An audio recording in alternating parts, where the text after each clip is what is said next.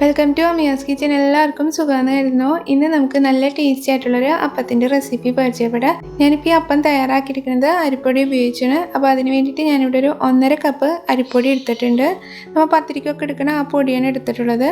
അതിലേക്ക് നമുക്കൊരു 1.5 കപ്പ് ചൂടുള്ള വെള്ളം ചേർത്തുകൊണ്ട് നന്നായിട്ട് തന്നെ ഒന്ന് മിക്സ് ചെയ്ത് കൊടുക്കാം.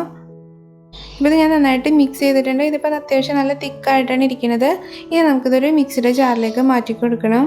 ഇനി ഇതിലേക്ക് നമുക്ക് ഒരു എഗ്ഗും കൂടിയും ചേർത്ത് കൊടുക്കാം. അതിൻ്റെ ഒപ്പം തന്നെ നമുക്ക് ഇതിലേക്ക് ഒരു 1/2 കപ്പ് ചൂടുവെള്ളം കൂടിയും ചേർത്ത് കഴിഞ്ഞിട്ട് നന്നായിട്ട് ഇതൊന്ന് അടിച്ചെടുക്കണം. അപ്പോൾ ഞാനിതൊരു 30 സെക്കൻഡോളം നന്നായിട്ട് തന്നെ അടിച്ചെടുത്തിട്ടുണ്ട്. ഇനി നമുക്കിത് ഈ പാത്രത്തിലേക്ക് മാറ്റി കൊടുക്കാം. ഇനി ഇതിലേക്ക് നമുക്ക് ഒരു ചെറിയ സബോള ചെറുതായിട്ട് കനം കുറച്ച് അരിഞ്ഞതും പിന്നെ ഒരു 3 പച്ചമുളക് ചെറുതായിട്ട് അരിഞ്ഞതും കൂടി നമുക്ക് ഇതിലേക്ക് ചേർത്ത് കൊടുക്കാം.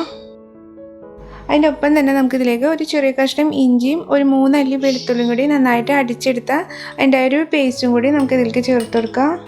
ഇനി നമുക്ക് ഇതിലേക്ക് ആവശ്യത്തിനുള്ള ഉപ്പും കൂടി ചേർത്തുകൊണ്ട് നന്നായിട്ടതൊന്ന് മിക്സ് ചെയ്ത് കൊടുക്കാം.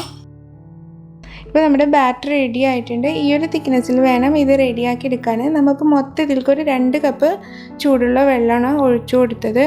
വെള്ളം ഒഴിച്ചു കൊടുക്കുമ്പോൾ ചൂടുള്ള വെള്ളം തന്നെ ഒഴിച്ചു കൊടുക്കാൻ നോക്കുക, എന്നാലേ അപ്പം നല്ല സോഫ്റ്റായിട്ട് വരുള്ളൂ. ഇനി നമുക്കിതൊന്ന് തയ്യാറാക്കിയെടുക്കാം. അപ്പോൾ നമ്മൾ ഈ അപ്പം തയ്യാറാക്കിയെടുക്കുന്നത് ഇതുപോലത്തെ നോൺ സ്റ്റിക്കിൻ്റെ ഉണ്ണിയപ്പച്ചട്ടിയിലാണ്. അപ്പോൾ നമ്മൾ നോർമൽ ഉണ്ണിയപ്പമൊക്കെ തയ്യാറാക്കണ പോലെ അധികം ഓയിൽ ഒഴിച്ചൊന്നും കൊടുക്കണ്ട. നമുക്ക് ജസ്റ്റ് നമ്മൾ വെള്ളപ്പൊക്കെ തയ്യാറാക്കണ പോലെ ജസ്റ്റ് ഒരു അല്പം ഓയിൽ ജസ്റ്റ് ഒന്ന് ഗ്രേസ് ചെയ്ത് കൊടുത്താൽ മതി. ഒരു തുണി ഉപയോഗിച്ചോ അല്ലെങ്കിൽ ടിഷ്യൂ ഉപയോഗിച്ചുമായിട്ട് ഓയിൽ ഈ രീതിയിൽ ജസ്റ്റ് ഒന്ന് ആക്കി കൊടുത്താൽ മതി. ഇനി നമ്മൾ തയ്യാറാക്കി വെച്ച ബാറ്റർ കുറച്ചായിട്ട് നമുക്കിതിലേക്ക് ഒഴിച്ചു കൊടുക്കാം.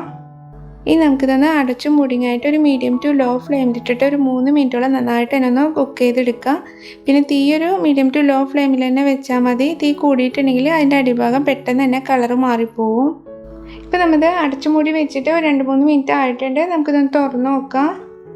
ഇതിൻ്റെ അടിഭാഗമൊക്കെ നന്നായിട്ട് തന്നെ കുക്കായിട്ടുണ്ട്. ഇനി നമുക്ക് ജസ്റ്റ് ഒന്ന് മറിച്ചിട്ട് കൊടുക്കാം.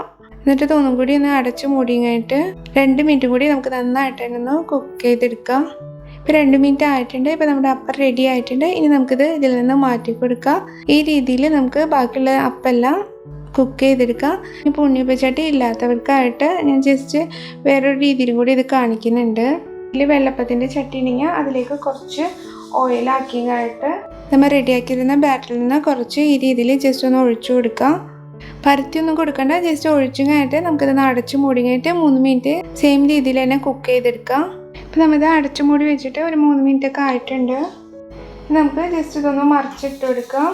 എന്നിട്ടൊരു 2 മിനിറ്റ് കൂടി നമുക്കിതൊന്ന് അടച്ചു മൂടിങ്ങായിട്ട് കുക്ക് ചെയ്തെടുക്കാം. നമ്മളിത് അടച്ചു മൂടി വെച്ചിട്ട് ഒരു 2 മിനിറ്റൊക്കെ ആയിട്ടുണ്ട്. നമുക്ക് ഇതിൽ നിന്ന് മാറ്റി കൊടുക്കാം. ഇപ്പോൾ നമ്മുടെ അപ്പം റെഡി ആയിട്ടുണ്ട്. ഈ രീതിയിൽ നമുക്ക് അപ്പച്ചട്ടിയിൽ ഇട്ടിട്ടും ഈ അപ്പം തയ്യാറാക്കിയെടുക്കാം. നല്ല സോഫ്റ്റ് തന്നെയാണ്. ഇപ്പോൾ നമ്മുടെ അപ്പം എല്ലാം കുക്ക് ചെയ്ത് റെഡി ആയിട്ടുണ്ട്. 2 രീതിയിൽ ഞാൻ അപ്പം റെഡിയാക്കി എടുത്തിട്ടുണ്ട്. ഈ രീതിയിലും ഒരു 2-3 അപ്പം ഞാൻ റെഡിയാക്കി എടുത്തിട്ടുണ്ട്. ഈ രീതിയിൽ തയ്യാറാക്കിയെടുത്താലും നല്ല സോഫ്റ്റ് തന്നെയാണ്. പിന്നെ നമ്മൾ ഈ രീതിയിൽ ചെറിയ അപ്പം പോലെ റെഡിയാക്കിയെടുക്കണമെങ്കിൽ കുട്ടികൾക്കൊക്കെ കാണുമ്പോൾ നല്ല ഇഷ്ടമാവും.